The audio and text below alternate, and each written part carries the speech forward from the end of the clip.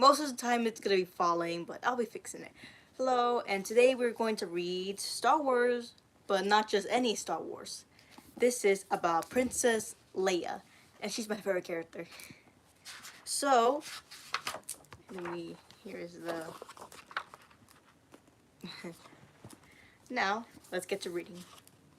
I'm sure anyone would come soon, so I'll just continue on reading, because I don't care, because I'll be waiting. The day of the demand had been announced months before.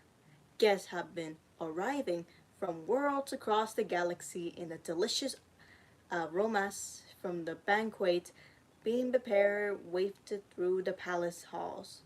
The weather had failed to cooperate with the celebration plans. Low, dark clouds hung heavily over the city of Aldera, threatening a downpour, but even the impending storm felt dramatic and grand anyway. Ooh, a quinceañera maybe. Un quinceañera. It was the perfect setting for a princess to claim her rights to crown of Alderaan.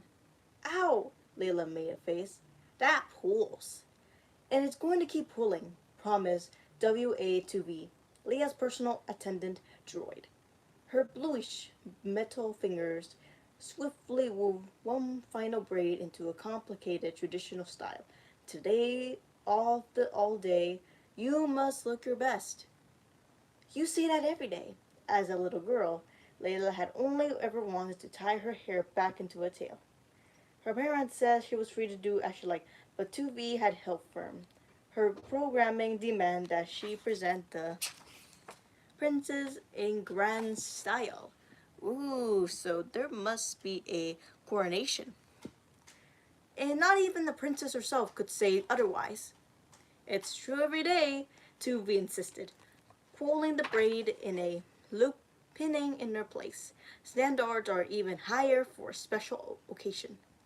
Layla felt a small quiver in her belly, equal part nerves and anticipation.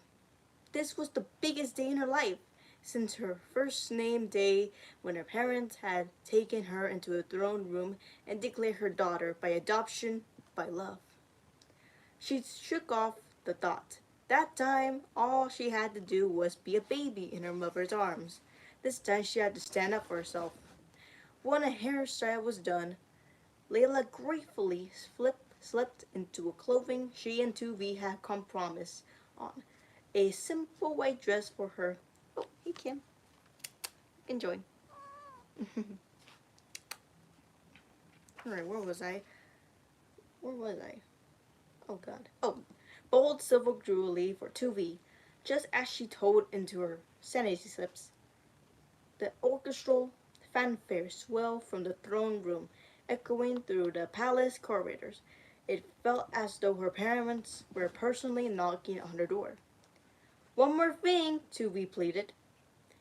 She rolled to her cabinet on the small sphere she had for a base, and sewer back of her silver headband, which she neatly fit into the braid in its pure charm hung at the center of Layla's forehead.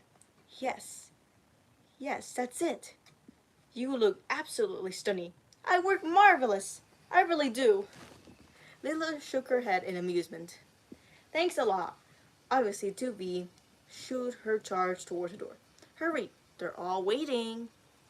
It's not like they can start without me, 2V. Still, Layla picked up her tail of the ground and hurried into the corridor. She didn't want to be late.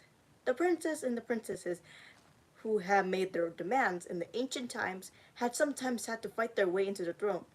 It meant to be the moment of strength and command. In other words, not a moment to prove that you can even show up on time. So she is running. Alderaan's royal place. I'm sorry. Alderaan's royal palace had been the work of the more than million. Their monarch was one that dedicated itself into serving its people, so they never built high spires or commanding towers to demand their landscape. Just ah, all because my legs are big. I don't know which is good. Okay, this should be good. Where was I? Oh, so they never built high spires or commanding towers to dominate their landscape. Instead, new chambers were added every few decades, creating a sparkling labyrinth where modern data centers, a hollow campus, existed by the side with an ancient room hewed from stone. Layla knew each hall, hmm, oh, each door by heart. As a small child, she revealed a exploring some of the most shadowy, out of the way passages. Sometimes she thought she might have been the only person in the centuries have found every single room in the place.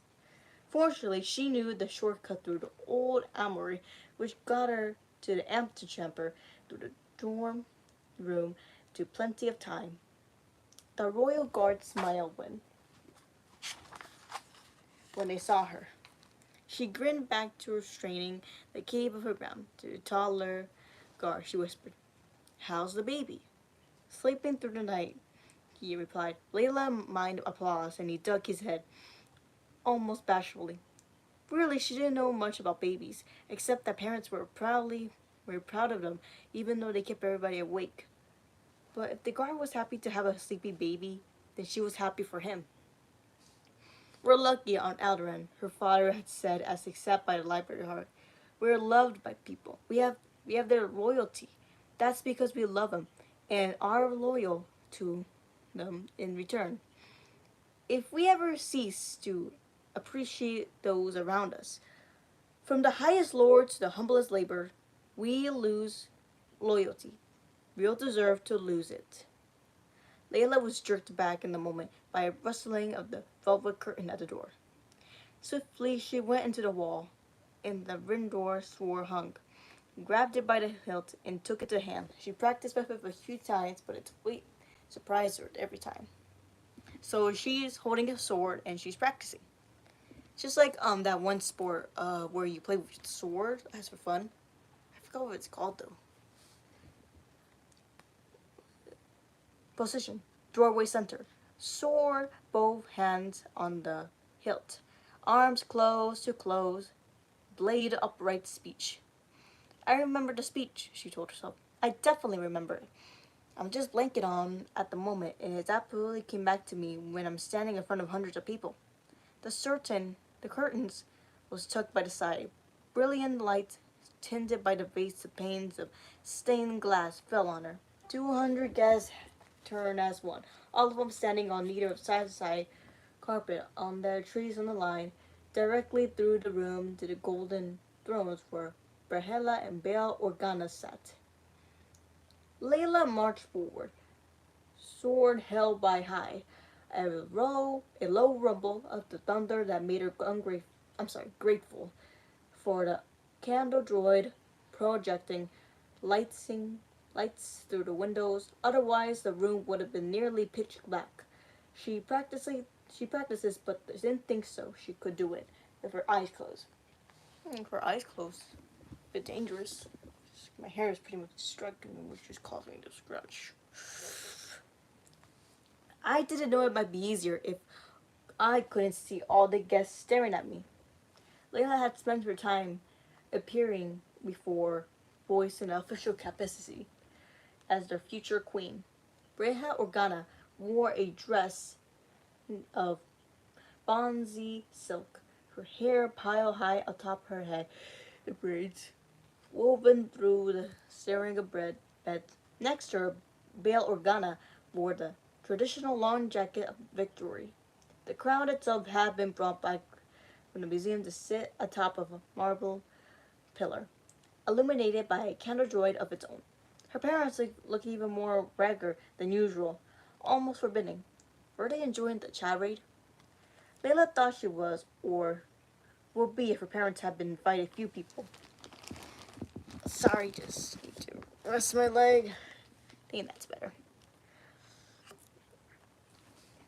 Usually only a handful of Wolders would be present, but this time her father had as many of his diplomats, allies in the Imperial Senate, Tirana, Okay, I'm gonna be misspelling stuff because I don't know how to spell them right. So, please forgive me. Ty, Tyra Pamelo from Terrace, Cinderon Mouth of Derella, and both Winnie Lenz and Momofan of Chandrila. Momofan smiled widely as Layla passed her. Maybe she meant to be encouraging. As long as she didn't think Layla looked cute. The day of the man wasn't about being the adorable little kid. It was about growing up. And she reached from the front of the throne, only a few meters short from her parents.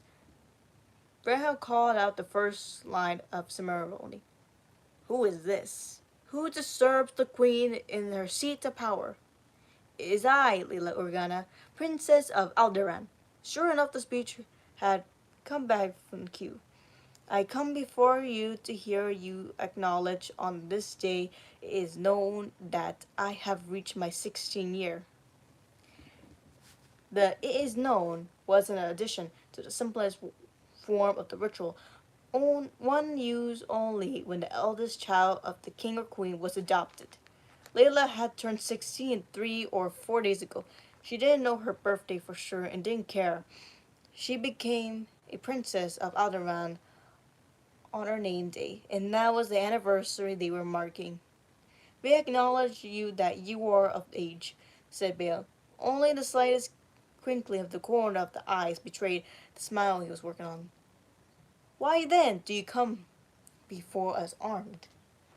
I come to demand my right to the crown, Layla knelt smoothly and held the sword over here in one hand. Distant thunder rumble, sending all the tremor through. Breha's voice rang through the throne door. The crown of Alderaan is not merely the inherit. It must be earned. The hair must be proved herself worthy in the body and heart and mind. Are you prepared to do so? I am, my mother and queen. It was a relief to stand again and lower the heavy sword. I have chosen 3 challenges. When I undertaken these challenges and succeed in them, you must invest me as crown princess of Alderaan. So Layla got 3 challenges, and if she succeeds to win them, she can become crown queen. Reveal these challenges, and we will decide whether they are worthy. Bale said, as though he didn't reply and know each one for a moment. She was tempted to make something up on the spot. I'm going to learn to juggle and take on the stage as a feather fire dancer. Aren't you proud? But she practiced her speech so many times that it poured forth out, for almost automatically. For my challenge of the body, I will climb the Ampanza Peak and reach its summit. That mountain was invisible from her bedroom window, spectacularly silhouetted against every sunset. For my challenge of the mind, I will no longer merely assess my father in the parasenic, but will also represent our world in the appetence legislature. And for my challenge of heart, I will undertake missions of charity and mercy on the planets in needs, paying all the costs for my share in the royal purse. Through these challenges, I will prove my right to the crown. To the crown. Breha inclined her head. The challenges are so worthy. She rose from her throne, and Layla stepped up on the dais and brought the sword back into the position in front of her. Bria's hands wrapped around the sword hilt, their fingers overlapping for the instant before Layla go. May all the presents bear witness. If my daughter fulfills these challenges, she will be invested as crown queen, heir to the throne of Alderaan. Applause and cheers filled the room. Layla cursed to her parents, who were beaming so proudly that for the moment it felt like if everything has put right, like the ceremony really had made her see her again. Until the guests crowded closer on congratulations and her parents turned away to greet them instead of congratulating her daughter. Belle was in Belle was in conversation with Mom Mafan and her fellow Chandrillian Senator Winmy Lenz. Breha had taken the hands of Senaria Pamlo, clearly thinking her presence. Already, Layla was forgotten. Layla, my dear girl, Lord Melona of the Baron came to her, smiling beneath his bushy white mustache. They were cousins through the interior of Elder House, Italy. Nobody bothered tracing any longer. You were wonderful. Thank you. She returned his smile as best she could. It's true. I'm not imagining. They don't pay attention to me anymore. Did I do something wrong? Or they just not care? So what Layla feels for a moment that she feels that when everyone was after they listened to her speech, they started to turn around and just like nothing happened. So Layla, she's like, did I do something wrong? She starts to have anxiety. She's starting to overthink that nobody cares about the speech that she made. And she feels that they didn't care that she was going to beat three challenges that are going to be harder. She feels like they don't care. All right. She didn't think she made them angry. They hadn't turned from her in one moment of displeasure. Instead, they had ebbed away from these 6 months.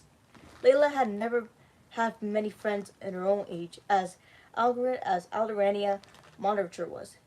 There would always be dividing lines within the palaces and sorry, just need to. There we go. Between those within the palace and those outside its walls. She gamboled around on the rolling ground with some cook's children, but the most part her companions had been her parents. Bela and Brahana Organa had been waiting a long time for a child. They had told her that many times, often as she went to sleep.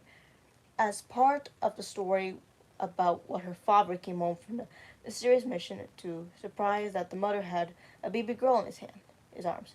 Layla would have known it if they hadn't told her. Though no matter how many questions she asked, her parents never tired of looking up answers. When she had bad dreams in wee hours of the night, they never left her to a human nurse or caretaker droid. One of them always came to her. Aww. The parents, what's their Bale and Breha are the parents of Leia. So, as a child, Layla was never taken care of a droid or nurse.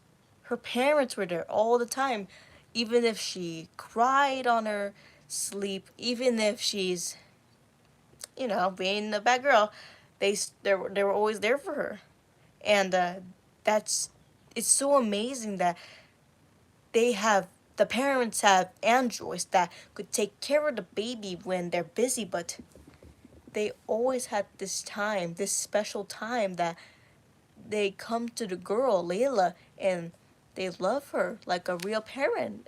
I'm so happy. Sometimes both. Every time she entered the room where they smiled. She felt as they made them happy merely by existing. Many children would have become hopeless spoiled, but Layla always wanted to be helpful, especially those she cared about, and she loved her parents more than anything that she could imagine ever loving anybody else. So she tried to interest herself in everything they did. Breha planted Malastarian orchids. Layla planted orchids and learned to take care of them. So they sent 4 pale pink blooms. Bella liked dancing. Layla studied dancing with practice with her father until her feet were sore. With her mother's queenly work, she hadn't made as much progress. Brayhead Organa had charge of royal books, balancing many accounts and personal overseeing funding of all public works on the planet.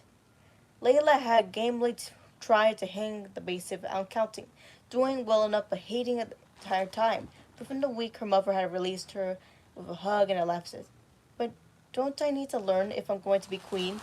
Layla had protested. "Not if you fall in love with someone who likes bookkeeping." Ray had winked.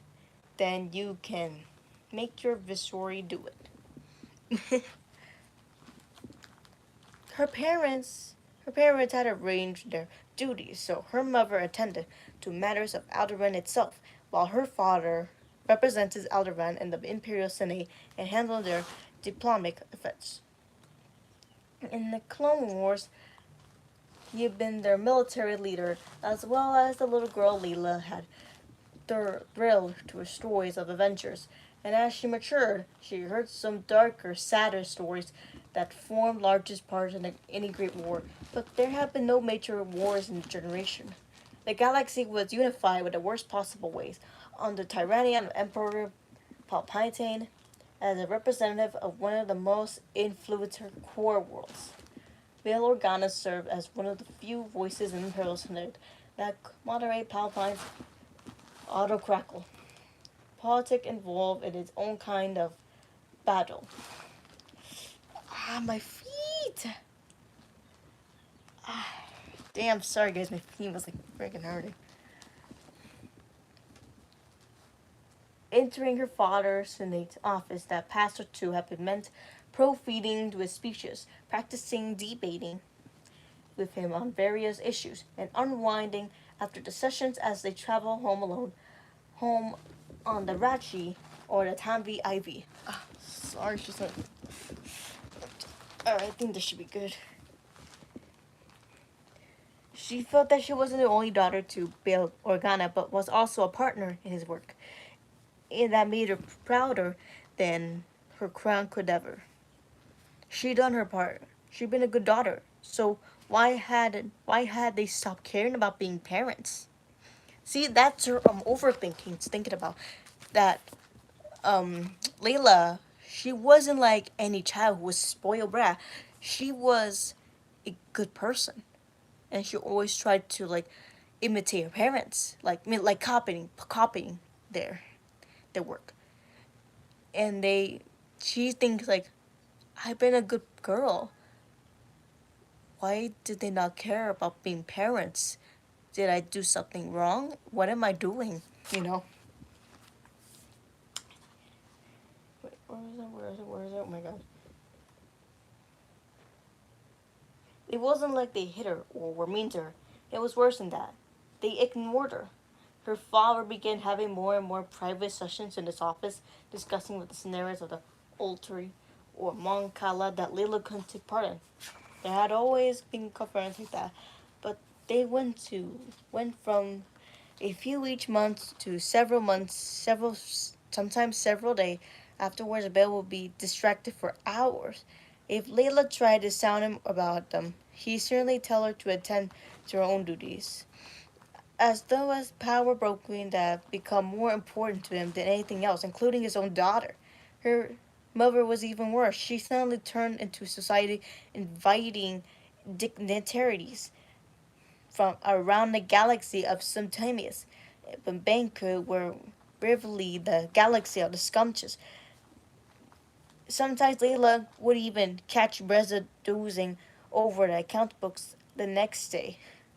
Her responsibility to people didn't matter anymore. Not compared to throwing a fabulous party. Layla felt cornered of her world shrinking tighter and tighter until she could hardly breathe in the presence. Nothing said or didn't seem to affect them in sightless. Although she was too old to call out for her parents when she had a bad dream, every once in a while she always wanted to do it anyway. But she never called for them. She never wanted to find out for sure they would come. Come away from the window, Tuvi scolded as they rolled to Layla's bed and spread silk coverlet over. You will be struck by lightning. Layla didn't budge from her seat. The open window had stormy breeze blow through, steering her long hair as it hung loose down her back. Her billowy white nightgown covered from her knees as she hugged the chest as she watched the horizon flicker bright in another thunderbolt. Tuvi rolled towards her. Your Highness, please do. It's not safe. I'm not going to be struck by lightning, Layla said. Besides, I like the rain. The storm, sorry. Tuvi rolled on Malhab's clothes. My programming allows me to forcibly remove you from any major risk. Alright, I'm going, see? Hopping down from the window seat, Layla went to her bed. It was one of the artificial grandeur age. The carved bracelets, Lee, anisella woods, and it held with them, curling lines of pure gold and silver. Royalty no longer would waste money on splendor like this. But Reinaldo always said it was silly not to use perfect good bed or tiara or palace. The protocol droids informed me that you were splendid today. To be tied into the infinity table, putting each brush and comb back in place. I'm sure your appearance was much admired. Layla had to smile. Everyone saw what good work you did, Tuvi. You should be proud. Gleaming the satisfaction, Tuvi did a little half bow, then rolled out of the room. As soon as the door was shut, Layla threw back the cover and returned to her window. Another lightning bolt struck to the ground, half hidden by the Penza Peak. For 1 second, the mountain was sharply outlined against the brilliant light. It was so beautiful, she imagined saying to her parents over breakfast. Donna Scordy never breakfast with her any longer. They were already busy planning their own next party before the sun even rose. Layla threw open the window again and let her wind flow through the room. Her cheeks and arm felt the coolness of the few small raindrops. The summer had lived up to her childhood dreams, but a storm like this could never disappoint her. She liked it, the wildness of it, the unpredictability, the distant danger. This was something she only discovered about herself recently, her love of storms, and she treasured it because it was the only few things that she hadn't shared with her parents. This belonged to her alone. Still, she wanted to go tell them someday, once things had finally gone back to the way it used to be. Tomorrow, she promised herself, tomorrow I'll take up my first challenge to prove myself. I'll do something good for them to ignore. I'll do something too great for them to ignore. I know this was a sad book. This has like let's see, I haven't checked. Like 30 pages or 40, not sure. Yeah, it's gotta be like 40 pages. But this book is really good. It's called, let's see, Star Wars, Layla, Princess of Alderaan. That's what it's called. Let me repeat it. Star Wars, Leia, Princess of Alderaan. And I suggest that you have to get this book. It's super good. I read it. It's freaking good. And it has a lot of sad parts, but it's super good. Alright, I'm going to end the video. Thank you so much for watching.